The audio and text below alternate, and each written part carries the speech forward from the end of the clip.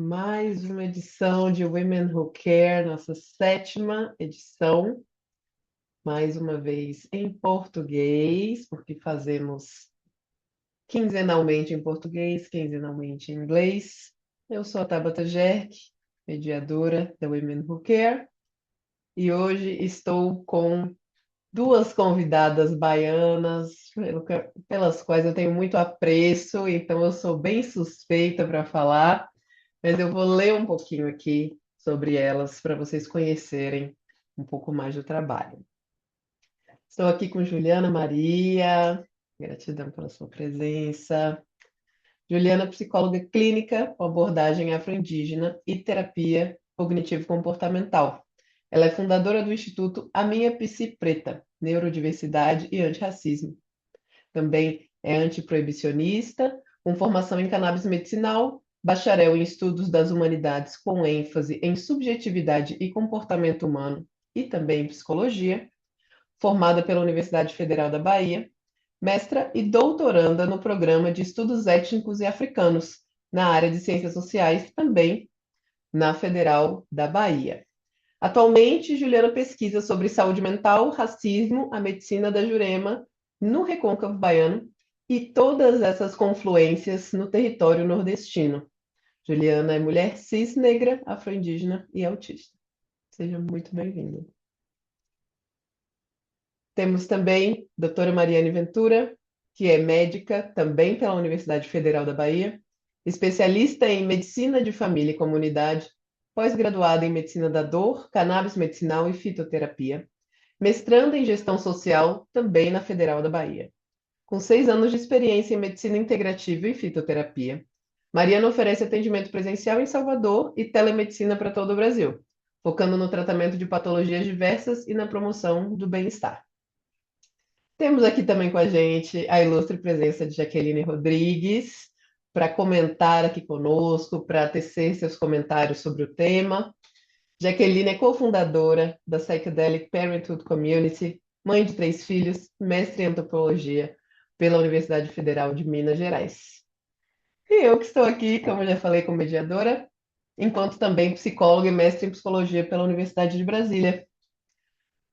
E falo todos esses títulos também porque hoje é dia de falar sobre ciência acadêmica. Estamos aqui entre mulheres acadêmicas também. Então, quero ouvir um pouquinho primeiro das nossas convidadas e depois que elas falarem, que elas trouxerem a sabedoria delas, a gente vai tecendo essas teias de perguntas, de contato e de intersecção entre essas medicinas ancestrais, essas bioculturas. Juliana, principalmente com a Jurema, Mariane, principalmente com a cannabis, com a maconha, e como é trazer essas bioculturas, esse conhecimento ancestral para dentro da academia e da ciência moderna.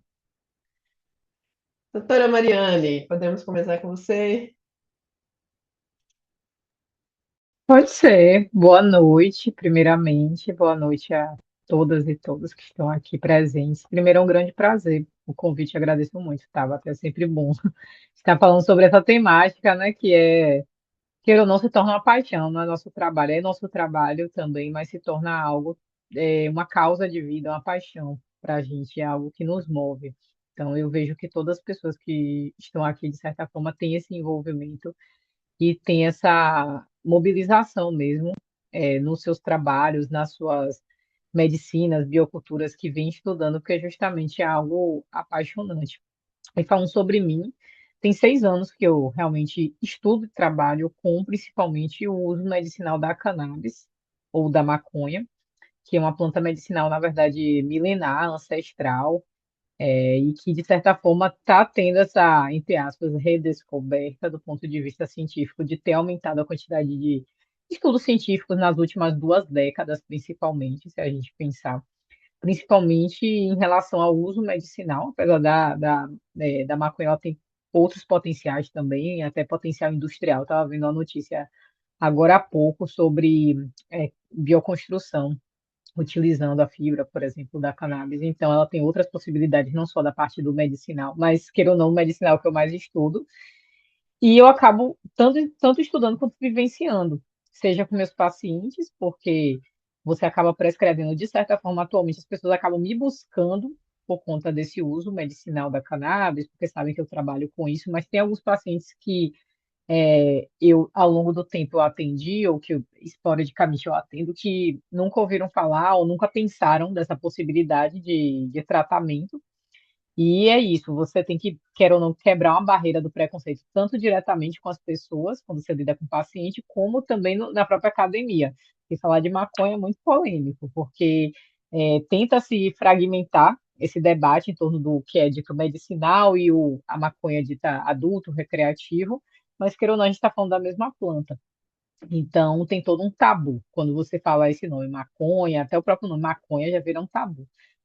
É tanto que se usa muito o termo cannabis medicinal, né, para dar uma aliviada, ou então alguns, algumas críticas trazem, que eu acho pertinente também, uma embranquecida no nome. Mas a gente está falando da mesma planta, então carrega muitos estigmas. Eu vejo essa barreira no dia a dia, na própria academia. Atualmente, no meu mestrado, eu estou estudando, inclusive, justamente essa fragmentação em torno dessa coisa do medicinal e do uso adulto da maconha e possíveis caminhos em comum.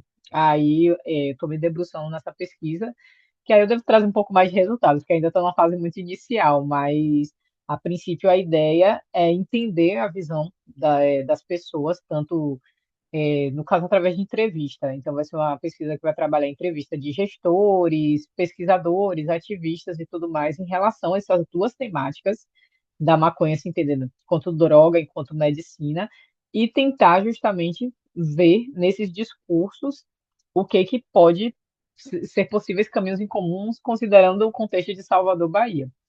Mas é desafiador realmente trabalhar com um tema que lida muito, queira ou não, as pessoas quando ouvem o tema o nome maconha pensam às vezes em violência, pensam naquele estigma todo também do maconheiro, da pessoa maconheira é isso, aquilo, e aí você vai quebrando e mostrando. É a mesma planta, né, que, queira ou não, mesmo em contextos diferentes, é utilizada no uso adulto recreativo, é a mesma planta também que ajuda uma criança autista, ajuda um idoso. Então, a gente tem que também trabalhar esse estigma e com responsabilidade. Eu acho importante trabalhar com responsabilidade, sim, essa quebra do estigma, mas a gente precisa realmente, até para avançar politicamente. Eu vejo que essa barreira toda, essa coisa de é, cannabis e maconha acaba sendo um entrave político. Acaba que a gente não consegue avançar como a gente deveria aqui no Brasil, por conta justamente dessa tratativa fragmentada que ainda existe e fruto do preconceito, que é essa barreira que justamente eu acabo também trabalhando diariamente no meu cotidiano. Maravilha. Vários pontos importantes para a gente aprofundar ainda hoje.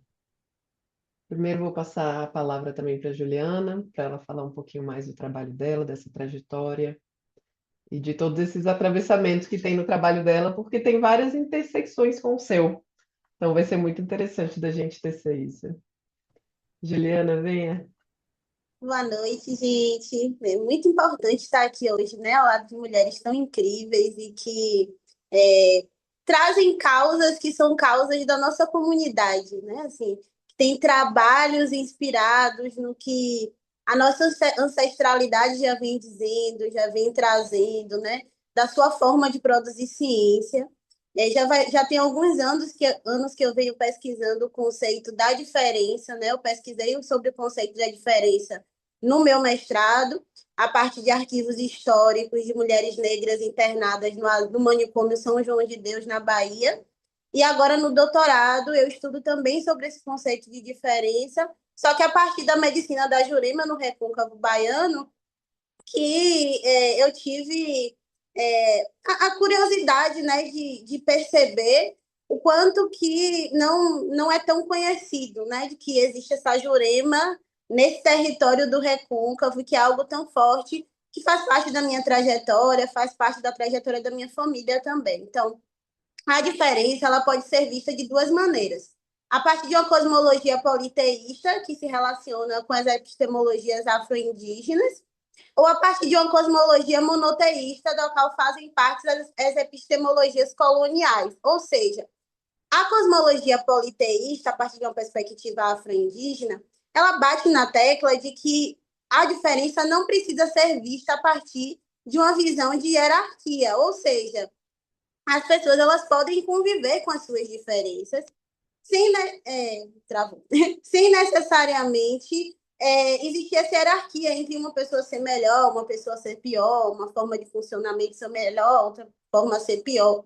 E a partir da epistemologia monoteísta, que é uma epistemologia, uma cosmologia monoteísta, que é uma cosmologia pautada na lógica da colonialidade, né? Assim, a gente vê essa necessidade de se hierarquizar esse conceito de diferença. Então, contracolonizar, como diz Nego Bispo, é compreender os mecanismos utilizados pelo colonialismo para que nós possamos nos defender, ou melhor, continuar defendendo as nossas epistemologias e a nossa ciência. Uma ciência que afirma ser possível viver e conviver diante das diferenças, em suas mais diversas representações do ser. E esse ser está sempre conectado ao nosso território, à natureza, aos animais e a todos os outros seres vivos, não sendo uns mais importantes ou menos importantes do que os outros, mas todos diferentes e igualmente valorizados nas suas singularidades. Então, eu me chamo Juliana Maria e carrego comigo o nome das minhas duas avós, que são uma mulher negra e uma mulher indígena, que nunca se autodeclararam assim para o mundo, mas que carregavam e carregam em si uma forma de viver muito livre, muito diferente e profundamente atravessada pela ciência do meu povo. Minha avó Juliana, junto com o meu avô Egno, né, que nasceram na cidade de Cachoeira e também são os meus pais, porque nessa visão afro-indígena, quando a gente nasce em uma comunidade, a gente nunca tem só um pai ou uma mãe, né? Assim, a gente tem vários pais e várias mães, e inclusive a gente é maternado e paternado também pelos outros seres vivos, né? Pela natureza, pelos animais, pelo nosso território. Então, nesse sentido, eu gosto muito do que Nego Bispo fala sobre essa questão das bioculturas e essas confluências na forma de pensar que sempre estiveram presentes no nosso território, né? Assim, lá em Cachoeira, porque meus pais sempre foram grandes griots da minha comunidade, grandes cientistas populares, lideranças sociais, culturais e espirituais. E aqui eu dou ênfase à espiritualidade, não como necessariamente uma religião, mas como uma categoria que abarca muitos tipos de conhecimento e ciências do nosso povo, né? Dentro dessa categoria, a espiritualidade se utilizou e se utiliza para preservar e proteger, né, a ciência que é passada para outras gerações, né? E dentro disso, uma própria forma de se fazer saúde, educação, medicina para o nosso próprio povo, que sempre foi perseguido, né? Porque nós podemos pensar em alguns marcos históricos, como as teorias eugenistas do final do século XIX, que defendiam a existência de um biotipo de ser que poderia ser reconhecido como humano, enquanto os outros não poderiam ser reconhecidos como humanos, né? Que nesse caso está aí a categoria de pessoas negras e pessoas indígenas. E elas eram colocadas nessa categoria de animalidade, de degeneração, associando a etnicidade de um povo, a sua cultura e a sua biocultura, a ausência de sanidade mental, apenas por compreenderem o mundo de forma diferente e se colocarem nesse mundo de forma diferente. E esse foi um projeto muito bem sucedido no que diz respeito à criminalização dos corpos negros e indígenas, mas não foi bem sucedido dentro das aldeias e dos quilombos, né, que continuaram resistindo e continuam até hoje vivendo ao seu modo e a partir das suas próprias cosmologias, epistemologias e concepções de mundo. E aí a gente pode trazer aí também que logo após, no início do século XX, nós tivemos uma mudança desse discurso para a ideia de somos todos iguais, no intuito de esconder as diferenças sociais e estruturais e também de abafar toda essa violência do processo colonial que ainda está em curso. E, mais uma vez, vemos a resistência das aldeias e dos quilombos em se afirmarem como diferentes e, através das suas organizações espirituais, como os terreiros, resguardarem os seus conhecimentos e as suas ciências, né? Então, nós não nos importamos em parecermos com as plantas ou com os animais, para dialogar e confluir, interagir com a Terra, né? Isso faz parte da nossa visão de mundo. Conviver com as diferenças nunca foi um problema para nós. Isso foi, na verdade, algo imposto através da violência e do processo colonial, que até hoje defende uma ciência única e universal. E aí um ponto que eu trago muito forte no meu trabalho é que diversos teóricos afro-indígenas, né, como Nego Bispo, Lélia Gonzalez, Mateus Aleluia, Krená, eles vêm reivindicando esse lugar do conhecimento e criticando uma parcela dessa ciência acadêmica que denomina esse conhecimento produzido na academia como um conhecimento universal, né? Quando, na verdade, existem vários tipos de ciência, né? Assim, não existe apenas essa perspectiva da ciência acadêmica, né? Assim, e a medicina da Jurema é um exemplo disso, né? Ela é diversa, ela varia de acordo com cada povo, cada aldeia, cada quilombo, e não funciona dentro dessa lógica, e sim de uma ciência considerada como uma ciência plural. Para nós, o processo de ter saúde, de ser curado, está profundamente ligado ao nosso território, à nossa filosofia de vida, que também precisa estar alinhada com as nossas ações. E quando temos uma sociedade violenta, extremamente adoecida por conta desse processo histórico, isso também nos afeta e passa a ser uma questão assim para todos nós. Então, no último congresso da Jurema, que eu e Tabata nós estivemos presentes, né, assim, eu achei muito interessante a fala do cacique Sô, onde ele falou que ninguém é dono da natureza, né, assim, mas que também fazia uma crítica a esse lugar de se colocar como guardião da ciência, né? E de sim como um interagente ali desse processo, né? De fazer ciência, de fazer medicina, né? E de ser quem ele é no mundo, e a partir disso também confluir com a sua própria cosmologia. Ai, que maravilha ver vocês duas. E fica muito claro, já nesse pequeno diálogo que a gente teve, que não tem como separar uma medicina de sua cultura. A gente está falando aqui de duas medicinas milenares, né? A cannabis e a jurema, mas também podemos estender isso a outras medicinas milenares, né? A ayahuasca, por exemplo, os próprios cogumelos.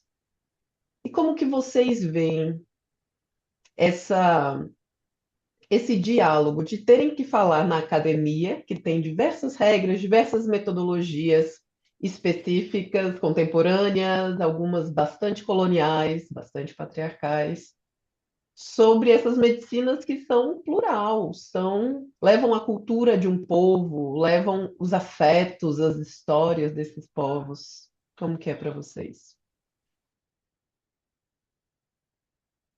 Eu não sei se eu começo, mas bora fazer esse bate-bola, né? Então, depois eu passo a palavra para a Ju, né? Mas eu penso assim que é importante a gente transitar em vários espaços, porque na sociedade que a gente vive, nós temos que lidar, inclusive, com as diferenças. Por exemplo, existem pessoas que estão no poder, que determinam legislações e que não seguem a mesma linha de pensamento minha, política minha, mas não é que eu tenho que baixar a cabeça, mas eu tenho que tentar, muitas vezes, falar na linguagem dele para também ter um impacto, digamos assim, maior no mundo. O que eu quero dizer com isso? Por exemplo, da coisa da cannabis, né? Tem pessoas que eu tenho que chegar e falar, quando é a primeira vez que eu falo sobre o assunto, falar cannabis medicinal, usar esse termo, usar CBD, porque se eu chego e falo maconha, THC, porque tem que legalizar para todo mundo. Esse discurso chega para a pessoa de uma forma que a pessoa vai falar, ela é super radical e não sei o quê, e virar as costas e nem vai ouvir o que eu vou falar. Então, muitas vezes eu tenho que começar como se eu estivesse descascando uma cebola. Então, começar, às vezes, com um discurso mais, digamos assim, palatável para aquela pessoa. Então, muitas vezes a gente tem que ter esse olhar de identificar, de saber em tal espaço eu vou ter que chegar com esse discurso, aí depois, com o tempo, eu posso ir desenvolvendo, em um outro espaço, eu já posso chegar com outro discurso um pouco mais avançado sobre o tema. Então, eu vejo que a gente tem que ter essa, eu diria, malícia mesmo, essa mandinga de você saber tal espaço, eu tenho que agir de tal forma, mas não é que você está baixando a sua cabeça, é que você está sendo estratégico. Porque é isso, por exemplo, a gente vive num Brasil fragmentado. A gente está vendo politicamente, está em ano político, a gente está vendo.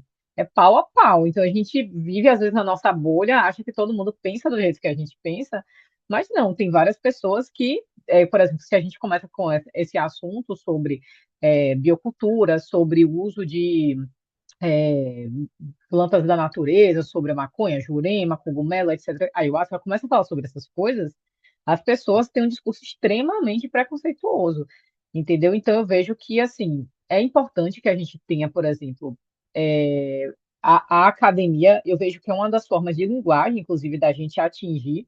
Então, por exemplo, em relação à maconha, o que é que fez com que certas legislações, de certa forma, mesmo que lentamente, a passos lentos, avançassem no Brasil? A parte científica foi importante. Então, a ciência, queira ou não, ela se torna um mecanismo para a gente conseguir pleitear mudança mesmo na legislação. Então, a gente chega, olha, tem não sei quantos artigos científicos aqui falando que é benéfico para outra coisa. Como é que você me diz que não tem benefício? Mesmo eu, Mariane, não precisando me convencer a partir dessa linguagem, mas muitas vezes para a lei, ou então para o CFM, né? Eu enquanto também para o CFM, eu preciso dessa linguagem aqui para se comunicar. Agora, por exemplo, eu, enquanto Mariane, uma mulher negra, que uso a planta para o meu autocuidado, eu sei de várias pessoas que usam há vários anos e que nunca leram um artigo científico. Se você falar, ela não tem dúvidas, mesmo sem ter lido um artigo científico. Entendeu? Mas eu vejo que a academia ela é uma das formas que a gente usa assim, de linguagem para atingir certos lugares, principalmente em relação à política, à legislação, queira ou não, uma barreira do preconceito. Eu vejo que a ciência pode ser, digamos assim, uma potência nesse sentido mesmo de transformação. Então, eu entendo, inclusive, ciência mais nesse sentido do que ciência no sentido de vou encher meu lápis com um monte de artigo lá que não vai servir para nada para a sociedade. Então, acho que se é para a gente produzir ciência, a gente produz para mudar mesmo a sociedade. Então, bora produzir dados. Então, quando as pessoas falam, tal coisa não tem evidência, ou então não faz sentido, você, queira ou não, usa essa linguagem também. Então, a gente saber usar essas várias formas, né, para mesmo promover essa mudança social. Eu vejo que, queira ou não, nosso trabalho tem esse papel. E eu acho importante a gente ter estratégia também. Porque é difícil, é cansativo você estar nesse lugar de luta, de enfrentamento, é cansativo pra caramba. Então, por isso que eu vejo que a gente tem que ser estratégico nesse sentido também.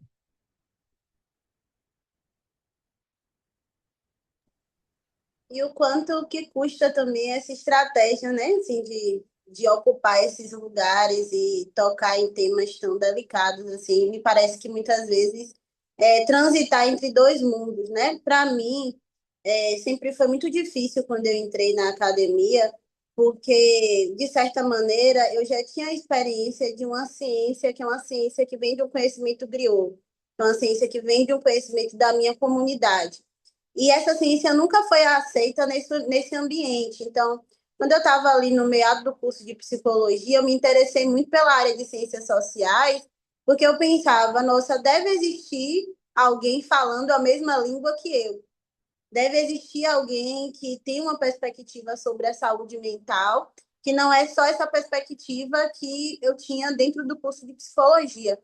E aí, atualmente, lendo muito sobre Nego Bispo, ele acalmou muito um pouco, talvez, dessa inquietação dentro de mim, no sentido de pensar que a gente pode produzir ciência para a nossa própria comunidade. Claro, é importante a gente estar nesse espaço, é importante a gente confluir, né, com outros tipos de pensamento e ocupar espaço mesmo dentro da academia, mas pensar também que pessoas parecidas com a gente vão ter acesso, né? E aí talvez seja desse lugar também de quebrar esse muro entre a academia e o mundo lá fora, onde as pessoas possam acessar o que a gente está produzindo, acessar o que a gente está escrevendo, né? Assim, de uma forma mais próxima e não de uma forma tão acadêmica. Então, eu acredito muito no processo de democratização do conhecimento, que é algo extremamente difícil de fazer dentro da academia.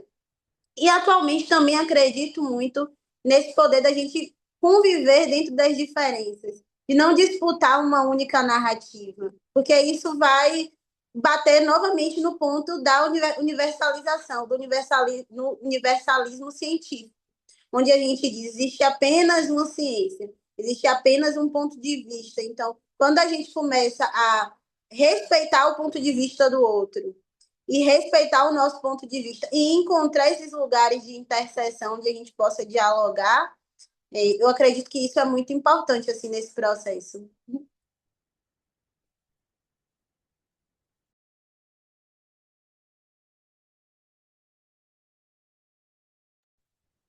Jaque, por favor, chegue à frente. Olá, boa noite, pessoal aqui na sala, mais uma vez. Estou gostando muito de ouvir a Juliana, a Mariane. Tá me ouvindo bem aqui? Tabata, tá bem? E, né, a fala de vocês suscita muitas reflexões interessantes, na interseção também, quando a gente começa a pensar a respeito de outras medicinas, né, tradicionais que a gente tem hoje em dia acesso nos centros urbanos, que têm origem em populações, em comunidades tradicionais, então dá para a gente pensar muita coisa. E pensando um pouco assim, até mesmo no que eu pude observar dentro da academia, desse diálogo com os conhecimentos tradicionais, né, dessa abertura tão importante acadêmica para receber os conhecimentos tradicionais, para valorizar eles, enquanto outras epistemologias, enquanto da forma como a Juliana trouxe, a respeito das diferenças que existem, mas a gente poder dialogar com elas, né? E mesmo nesse âmbito acadêmico, então a gente vê muitas iniciativas nesse sentido, algumas pelo menos, né? Já, e eu acho que é um grande desafio mesmo, dentro do meio acadêmico, esse diálogo, né? Das epistemologias, esse diálogo das tradições, dos diferentes conhecimentos e das diferentes ciências também.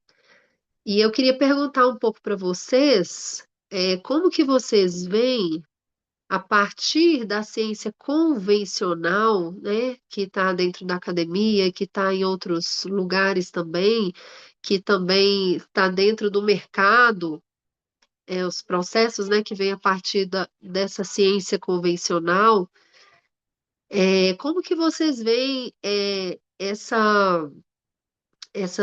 esses processos onde as medicinas tradicionais são muitas vezes transformadas, por exemplo, em produtos farmacológicos, como é o caso assim da cannabis. Acho que a Mariane vai poder falar muito bem sobre isso, né? Como que é essa transição, né, de trazer uma medicina que tem o uso tradicional para dentro do consultório e lidar com essas duas formas de conhecimento, e ao mesmo tempo lidar com essa apropriação também, né, do ponto de vista científico convencional das medicinas. O que que se ganha com isso? O que que se perde? Pensando também um pouco no caso da Jurema, que a Juliana estava falando também, né, que a gente vem ouvindo sobre as pesquisas, né, que vêm sendo feitas com o DMT da Jurema, e então já por meio assim da ciência convencional.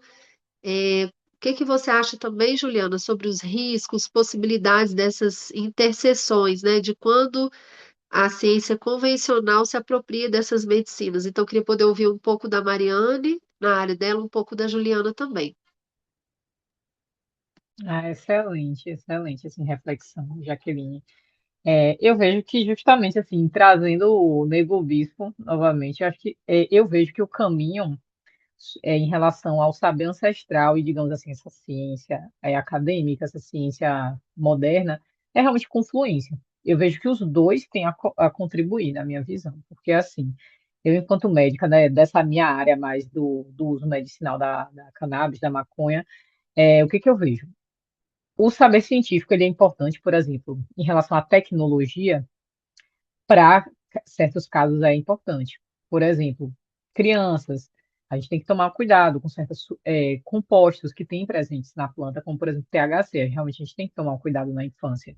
Então, queira ou não, a tecnologia nos trouxe isso, essa possibilidade, através de um controle maior dessa porcentagem do THC e até, se necessário, que aí já são a minoria, mas sim, tem alguns casos de necessitar até de um produto isolado, um produto que é só CBD, por exemplo.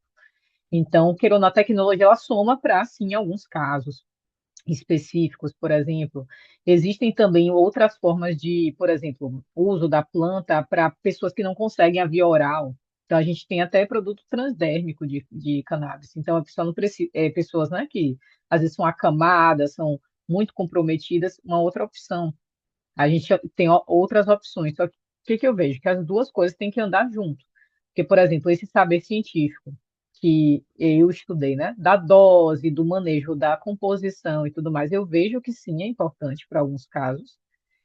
Como, por exemplo, eu atendo pessoas que usam medicação psiquiátrica, pessoas que têm casos muito graves, pessoas que não têm experiência nenhuma com a planta. Então, você tem que ir manejando, você não pode pegar e, melhor falar, a pessoa pode ter até sua própria experiência, só que aquela coisa, pode, quando você tem um orientador, aquela experiência pode se tornar muito mais, digamos assim, satisfatória e com menos possibilidades de risco. Então, até ter mais sucesso nessa experiência.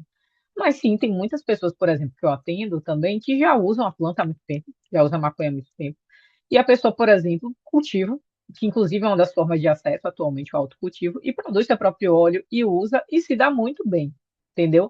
Então eu vejo que a produção artesanal, sim, ela deve existir. Eu acho que deve existir um saber nessa produção, eu acho importante ter um conhecimento e tudo mais, né? E é um conhecimento super aprofundado dos jardineiros aí que mantém esse conhecimento tanto de cultivo quanto de produção da cannabis. Então eu vejo que o autocultivo, então idealmente a legalização é uma das formas de acessibilidade e também as pessoas elas podem usar a medicina de uma forma autônoma.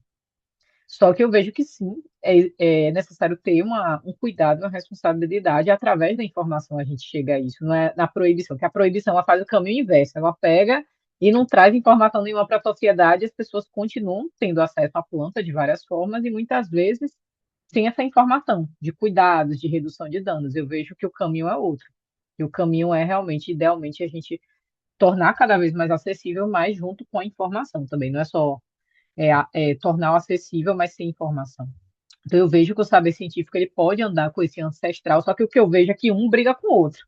Então, por exemplo, quando a gente vê as empresas falam, ai, mas tal, não tem certificado de análise, ai, mas não sei o quê. Aí começa a criticar, né, um produto que vem um pouco mais artesanal. Só que a gente vê o artesanal funcionando muito bem para muitos casos também. Só que eu não posso dizer que funciona para todo também, porque muitas pessoas também, às vezes, aí vira aquela briga ao contrário, de falar, ah, o da indústria não presta. Eu vejo que, por exemplo, tem pessoas que têm experiências tenebrosas com produto artesanal, principalmente por conta do alto THC, que não é para todo mundo. A gente tem que entender que não, nem tudo é para todo mundo. Eu sou contra esse discurso, é tudo bom para todo mundo. Não é. Tem coisas que não são, e não são para certos momentos de vida da pessoa, também tem um momento de vida, e aí a gente tem que ter um cuidado. Só que eu vejo que tudo pode andar em conjunto, ao invés de ter essa briga, né? Ter essa coisa em conjunto. Inclusive, eu vejo que é um caminho para a acessibilidade, porque o tratamento com a maconha ainda é muito caro no Brasil, muito caro. Então, dos caminhos que eu vejo é realmente a gente fortalecer o cultivo aqui no Brasil, tanto por parte de empresas como de associações, e como também, idealmente, existir uma política para autocultivo e tão sonhado, nos meus sonhos, até entrar na farmácia viva e o SUS para poder realmente distribuir. Seria lindo, assim, ter um controle por parte do SUS, né? Ter todo um cuidado nesse manejo e tudo mais, mas é isso.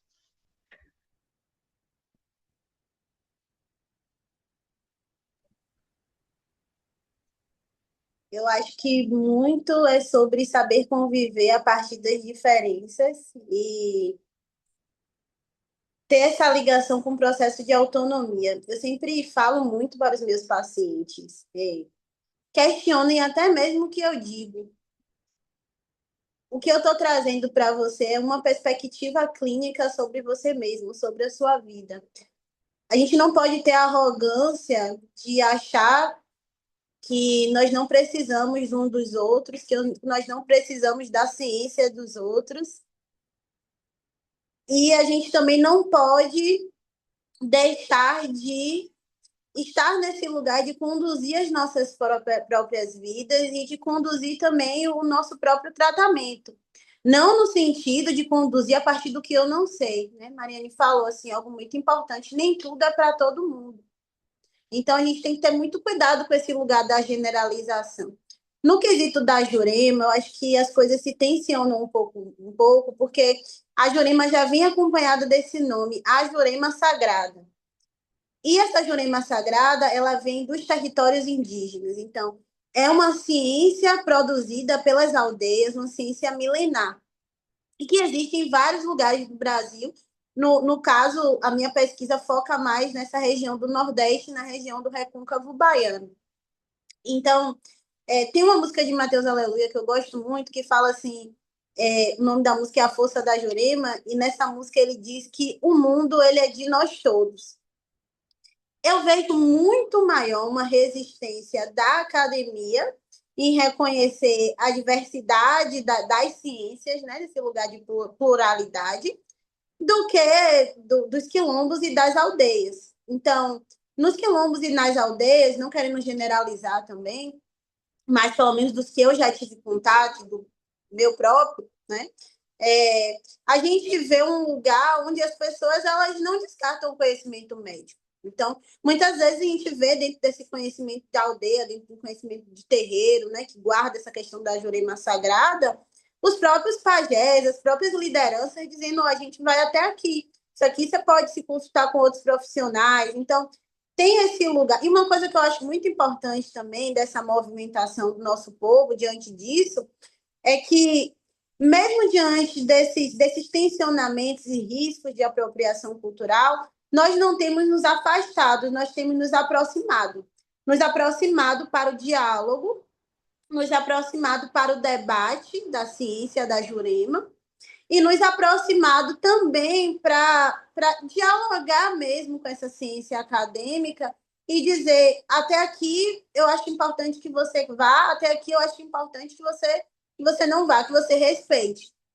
Eu acredito que o que está faltando também da academia é valorizar as outras formas e as outras diversidades de produzir ciência, para que elas sejam realmente reconhecidas, que foi até uma coisa que Mariane trouxe na fala dela. Então, é preciso também esse tensionamento desse lugar de reconhecimento, porque a gente sabe que tem uma política de drogas e que quando uma pessoa indígena, quando uma pessoa quilombola vai fazer ali a travessia com a sua medicação, se ela não tiver regulamentada, ela pode, inclusive, até mesmo ser presa por transportar a sua medicina. Então, acho que a gente tem que ter cuidado em pensar sobre isso, mas, ao mesmo tempo, também bater muito na tecla desse processo de autonomia, que não é um processo de autonomia irresponsável, mas que é um processo de autonomia defendido pelo nosso povo a partir do momento que a gente fala sobre a existência de uma cosmologia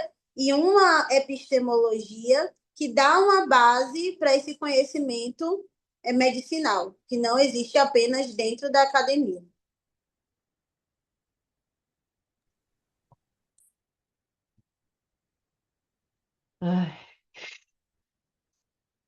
Estou buscando palavras aqui, porque realmente é muito belo poder ouvir e aprender. Estamos aqui aprendendo com vocês duas. E eu tenho uma última pergunta. Não sei se já que tem também uma última pergunta, mas também honrando o tempo de vocês. As duas estão ativamente na academia nesse exato momento, né, fazendo suas pós-graduações. Como que vocês intencionam, como que vocês imaginam o final desse percurso, né? Dentro da construção que vocês estão fazendo, dentro do tema que vocês estão trazendo para a academia? Qual que é essa esperança, esse objetivo de vocês com o trabalho de cada um? Nossa, é. é complexo, porque ao mesmo tempo, é, como é que eu posso dizer? Eu tenho algumas perspectivas otimistas, mas eu tenho algumas bem pessimistas, no sentido de que é isso, a gente vive num país que, historicamente, a gente tem muitas dificuldades. A gente estava, né, eu estava refletindo na fala da Juliana, pensando sobre isso, dessa coisa dessa construção do Brasil que foi baseada no colonialismo e como isso se reflete nas várias nuances da sociedade e na própria ciência. Então, essa necessidade da dominação do dito saber científico da academia em relação ao saber tradicional, né, o saber ancestral, eu vejo que vem também dessa mesma prática do colonialismo, de dominação, de dominação, de dominação. Enquanto eu vejo que em outras construções, né, culturais, como indígenas, quilombolas, você tem uma relação com o mundo diferente. Então, isso se reflete até no próprio saber como é construído e como é respeitado, as coisas são respeitadas. Então, eu vejo assim que minha perspectiva é sempre, eu vejo que com o meu trabalho no dia a dia, seja do meu mestrado, seja desse trabalho que eu venho fazendo, né, ao longo dessa minha jornada, que de certa forma ainda é pouco tempo, né? Eu tenho 6 anos que eu de fato trabalho ativamente com essas questões. Eu tenho uma perspectiva, primeiro, assim, eu me sinto muito feliz quando eu vejo mudanças no micro. Então, quando eu vejo pessoas que falam, se inspiram no meu trabalho, que começam a estudar sobre o tema e que começam a desenvolver os seus próprios trabalhos, quando eu vejo que isso reflete na vida das pessoas de forma micro, seja no meu ambiente familiar, de amigos, até de colega de trabalho, daquele colega super, como é que eu posso dizer, de direita, e que aí você vê, de certa forma, a pessoa se abrindo mais sobre o tema. Então, é muito legal isso. E no macro, assim, claro que a gente tem perspectiva, eu vejo que esse trabalho de formiguinha mesmo. A gente está aqui, por exemplo, essa questão acho que todas, né? Eu estou aqui em Salvador trabalhando, aí outra pessoa está ali trabalhando em Minas Gerais, outra está em São Paulo. Aí é muito legal, inclusive, quando acontecem os encontros, vocês mesmos comentaram, a gente foi num seminário, né? Que aí você vê todas as movimentações que estão ali acontecendo no Brasil, cada um na sua luta, na sua guerra, se movimentando, mas a gente cria uma grande comunidade. E eu vejo que o caminho é justamente a gente estar tendo esses momentos, como a gente está agora, a gente está conversando, está se aquilombando, está se juntando. Então, eu vejo que isso é muito transformador, mesmo que ainda me sinto um pouco pessimista em relação à perspectiva, diria, mundial, nacional, é que ainda tem muitos desafios, mas a gente tem que continuar nessa resistência honrando nossos ancestrais, eu acho. Eu vejo honrando, por exemplo, eu, né? Outras pessoas pretas que não estão tendo esse espaço que eu tenho de estar podendo falar, de estar podendo estar em espaços de poder, né? De ir para certos eventos, falar com certas pessoas. Então, eu estou, de certa forma, honrando esses meus ancestrais. Então, eu vejo assim que esses são os motores, né, para a gente continuar mesmo numa perspectiva pessimista, enquanto país, enquanto nação, eu estou um pouco pessimista em relação a certos aspectos, mas é isso. Eu realmente tento me motivar a partir disso, a partir dessas transformações que eu vejo no meu cotidiano, de pessoas que me transformam e que eu transformo nesse micro, como eu falei, e nessas conexões também a gente se fortalece muito. E é isso, é de sentir, eu acho que é algo que não é só no racional, eu acho que não só nosso trabalho não se reflete só no racional, é também na parte espiritual, é na parte, como é que eu posso dizer, de outras conexões que você sente que se desenvolvem na sua vida. Então, mesmo que às vezes a coisa é lenta, né? É politicamente no ponto de vista macro, mas é isso, é realmente algo que já não tem mais o que fazer, assim, eu me sinto assim, Mariane, maconha, e é isso, entendeu? A gente está junto, foi realmente o meu relacionamento mais longo que eu estou tendo até hoje, e vamos continuar, né, em frente, assim, para mim, é isso que me move. É bonito porque quando a gente fala por muitas pessoas, né? Assim, e tem uma força muito grande assim de ver mulheres negras, mulheres indígenas falando e se colocando as suas pesquisas de um lugar que é um lugar muito ancestral, que é um lugar de passar o conhecimento para as gerações que estão por vir. Hoje eu falei muito de Nego Bispo, ele toca muito nessa pauta de que nós precisamos passar o conhecimento para as próximas gerações. O meu trabalho científico ele tem um compromisso com a minha comunidade, tem um compromisso com a minha aldeia, tem um compromisso com o meu quilombo e tem um compromisso com os meus pais e com a ciência que eles preservaram através da vida deles, que nunca chegou nas universidades, mas alcançou muitas pessoas e transformou a vida de muitas pessoas da comunidade deles e da minha comunidade. Então, eu acredito muito que talvez seja um pouco utópico a gente pensar que nós precisamos atingir a todo mundo. Porque talvez seja até um nível de arrogância muito grande, eu, como Juliana, colocar que a minha verdade tem que ser uma verdade de todos. Então, o meu trabalho, ele vai muito no sentido de alcançar as pessoas que se identificam com essa perspectiva. E eu acredito que dentro do campo das medicinas pode existir muito isso. Então, para muitas pessoas, um tratamento à base mais farmacológico vai funcionar melhor, vai fazer mais sentido para ela. Para outras pessoas, isso não vai fazer sentido. Para pessoas que estão dentro de aldeias, talvez isso não faça sentido, talvez também faça, porque o ser humano ele tem que ter liberdade e autonomia para fazer as escolhas da vida dele.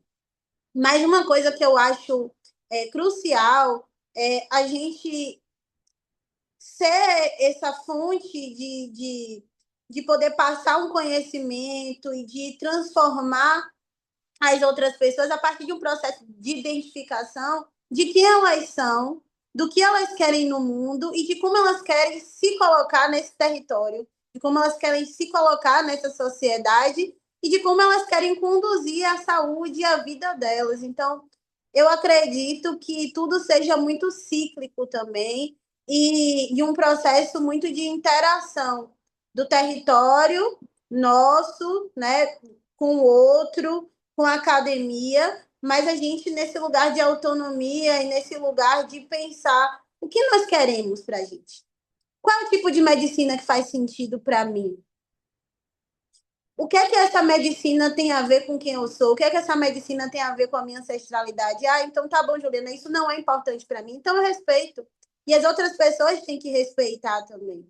Então, eu acredito que o caminho seja realmente o respeito, o diálogo, a valorização da diversidade e entender que tudo que existe no mundo tem uma função, tudo que existe no mundo tem um objetivo, tem algo a oferecer e que cabe a nós colocar a nossa perspectiva no mundo para que outras pessoas possam se identificar ou não, mas que a gente consiga se respeitar mesmo a partir das nossas diferenças. Para mim, entender o meu processo de saúde mental a partir de uma cosmologia afro-indígena é fundamental, porque eu, quanto uma mulher autista, dentro dessa perspectiva, não existe uma hierarquia onde o meu funcionamento mental é pior ou melhor do que a outra pessoa. Eu simplesmente sou diferente.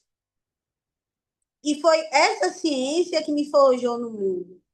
Entender essa diferença a partir de um lugar de hierarquia pelas minhas sensibilidades foi uma coisa que eu aprendi ali fora da minha bolha. Então, para mim, é muito importante defender essa pauta também, defender essa perspectiva, porque eu acredito que outras pessoas também possam se interessar, se ver dessa maneira, não de uma forma diferente, como melhor ou pior do que ninguém, ou de que existem coisas que são melhores ou piores para todo mundo, mas desse lugar de entender o que é funcional para mim, o que é importante para mim, e a partir de qual perspectiva eu quero entender e compreender quem eu sou no mundo, porque isso faz toda a diferença ao se construir saúde.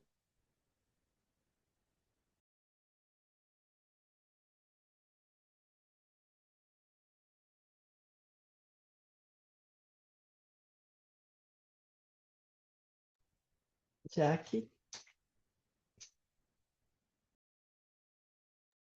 Então, eu queria aproveitar essa oportunidade para também trazer aqui uma última pergunta. É uma conversa muito interessante, né? Muito bom ouvir agora também sobre essas perspectivas de vocês Eu queria ouvir um pouquinho também da perspectiva de vocês, puxando um pouco um gancho que a Mariane trouxe no início sobre o preconceito, né? Sobre a dificuldade, os desafios de lidar com preconceito. Então, vamos pensando assim, começando a pensar, né, que assim, tentando imaginar vocês, né, no lugar de vocês, todas as camadas, né, que tem que lidar com isso, né? Um lugar, a partir do lugar de mulheres, né? A partir também do lugar racial que vocês ocupam, como que vocês interagem com os contextos onde vocês se encontram, a partir também dessa perspectiva, né, de estar lidando com essas medicinas tradicionais, também entendendo elas assim no campo dos psicodélicos, né, e desses preconceitos sociais, né, que vem dessa desinformação. é, então, tocando aí em vários pontos que vocês trouxeram, mas eu queria trazer um pouquinho, né, a partir dessa perspectiva desse preconceito que se constrói em várias camadas que vocês, por exemplo, devem vivenciar no campo onde vocês atuam, que vocês pudessem trazer um pouquinho para a gente também sobre como que vocês veem assim nesse campo, né, da ciência psicodélica, nesse campo do diálogo com as medicinas tradicionais, com conhecimento tradicional, né, a partir das perspectivas que vocês estão trazendo, onde, por exemplo, a gente tem também uma situação onde a guerra às drogas, né, a partir dessa perspectiva também das substâncias, né, psicoativas como drogas, e a gente tem uma visão também muito racista, uma perspectiva, né, que tem esse conteúdo racista, esse conteúdo de classe social, né, de associação com o uso de substâncias nesses contextos. A gente sabe que as coisas não se resumem a isso, mas que existe, né, essa visão carregada de preconceito.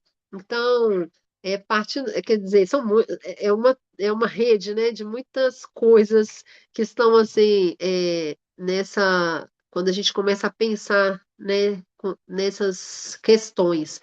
Mas então, como que vocês veem essa possibilidade, né, de uma construção, de uma educação nesse campo psicodélico, da ciência psicodélica, mas em conjunto também com as medicinas e os conhecimentos tradicionais, né, a partir de uma perspectiva antirracista. O que que vocês têm a dizer sobre isso? Como que vocês veem isso?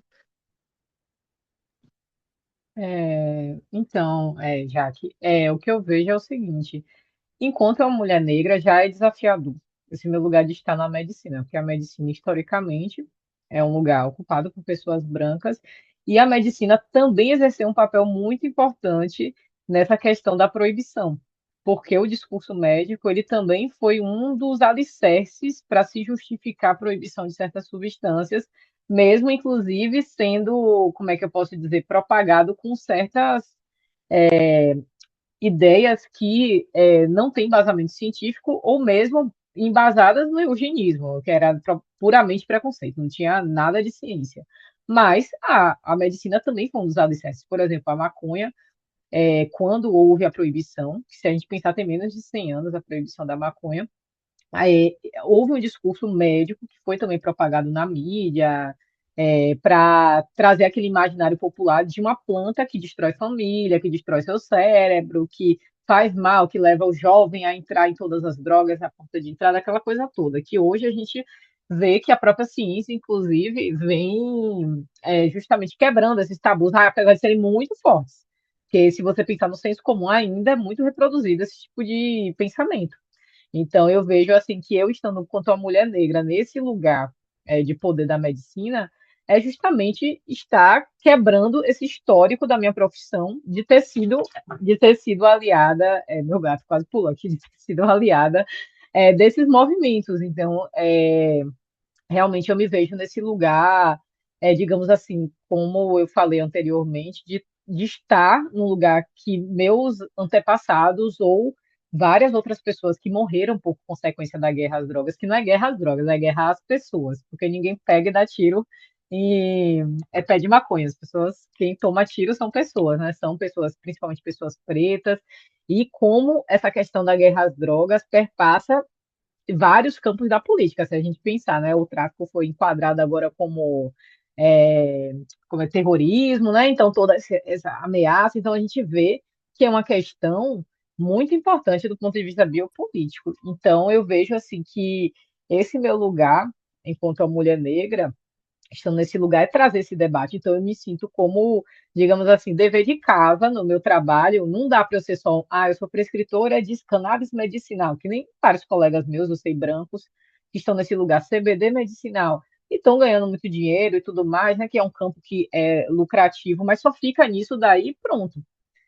Mas para mim não tem como eu passar um remédio que ao mesmo tempo eu vejo as pessoas não conseguindo acessar, as pessoas, tem gente morrendo, tem gente sendo presa, então, para mim, assim, é dever de casa eu estar também lutando pela acessibilidade com as ferramentas que eu posso. Se eu posso escrever um relatório bem escrito para a pessoa conseguir ter um direito ao cultivo, eu sento e passo uma hora escrevendo um relatório, que é muito mais prático para um médico escrever um relatório qualquer e mandar a pessoa não conseguir, não ter sucesso no processo. Se é para conseguir o CBD pelo SUS para criança autista, bora escrever bem escrito esse relatório, bora empoderar essa pessoa. Você pode tentar, você já tentou fazer isso, bora criar redes com as associações. Então, é nesse lugar mesmo das ferramentas que eu posso e tá nessa luta mesmo antirracista e eu diria mesmo que lutando pelo meu povo, entendeu? Nesse lugar meu de poder enquanto médica, para mim é isso, uma forma de eu estar tentando fazer um pouquinho da reparação histórica, né?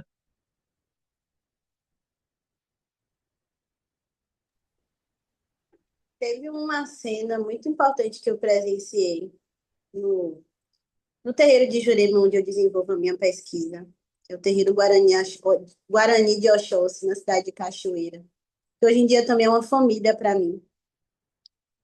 Que antes da cerimônia de consagração da Jurema, a liderança espiritual pediu sobre todas as mortes que estavam acontecendo no bairro do Luzarinho, na cidade de Cachoeira, e todas as mortes que estavam acontecendo também na ladeira da cadeia. E todas as mortes que estão acontecendo, na verdade, nesse exato momento, também no bairro onde eu nasci, no final de linha da federação.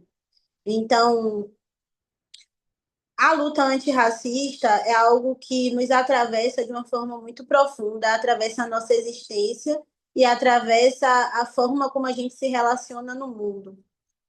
Porque muitas vezes esse estado de hipervigilância que nós, pessoas negras e indígenas, vivenciamos constantemente, vem do medo da bala perdida, vem do medo de ser preso. E aí isso ainda se afunila muito mais quando você é alguém que vive uma vida a partir de uma cosmologia afro-indígena, que está dentro desses espaços, que constrói medicinas que vão na contramão desse processo de colonização. Então, a realidade ela é muito dura e ela é muito pouco debatida dentro da academia. A sensação que eu tenho é que se dão muitas voltas para não se tocar nesse tema, que é o tema mais importante, que é sobre as pessoas estarem morrendo e delas virem morrendo ao longo de várias e várias gerações. Então, é um processo de luto que ele só se ressignifica. Você vê um luto e depois vem um outro, ou seja, também pela falta de acesso à saúde das pessoas da nossa própria família, aos casos de racismo que acontecem dentro dos ambientes hospitalares, as pessoas que não conseguem ter acesso a tratamentos, a medicações. No caso da Jurema Sagrada, realmente é algo sagrado, realmente é algo que vem chamando a atenção, porque imagine, existia um tratamento antidepressivo milenar dentro de comunidades indígenas e de terreiro. A depressão e a ansiedade são um dos maiores problemas relacionados à saúde mental atualmente, né? É colocado pela OMS, a Organização Mundial da Saúde. E perceber que existem pessoas fazendo esse tipo de tratamento. Eu vou colocar bem entre aspas essa palavra tratamento, porque as palavras elas têm uma função diferente, né? Elas são nomeadas de forma diferente dentro da comunidade, dentro dos quilombos e das aldeias.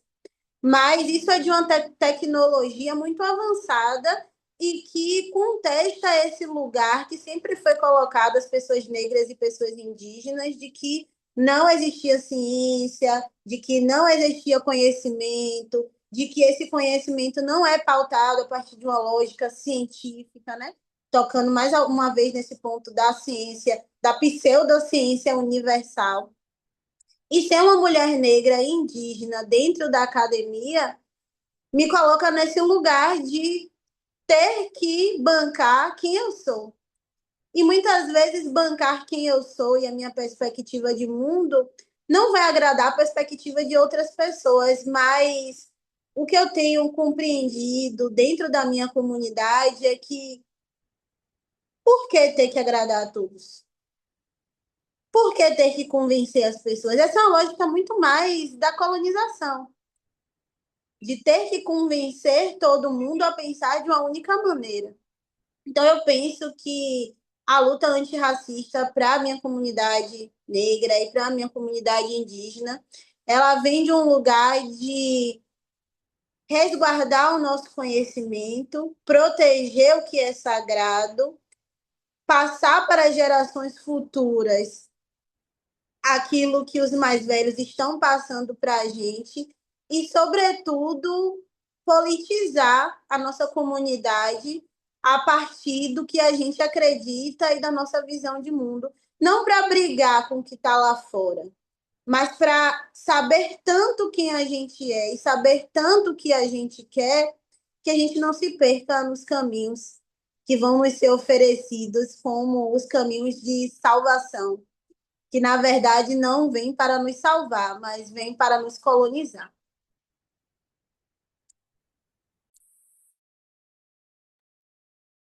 Depois dessa aula dupla que a gente recebeu aqui hoje, quero agradecer novamente a presença de vocês duas. Salve suas forças, salve seu povo, salve o axé de vocês. Me arrepio toda falando aqui. Obrigada também pela participação da Jaqueline. É sempre bom ter você junto com a gente, ouvir você.